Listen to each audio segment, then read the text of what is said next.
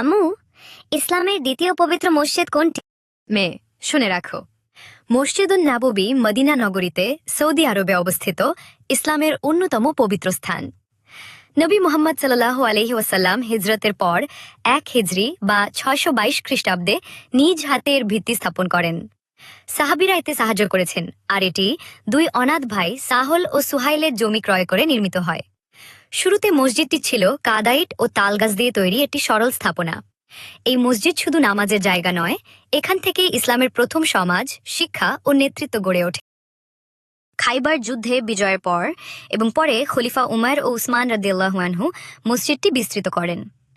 আধুনিক যুগে সৌদি শাসকেরা একে আরও বড় করেছেন, যাতে লক্ষ লক্ষ মুসল্লি একসাথে ইবাদত করতে পারেন।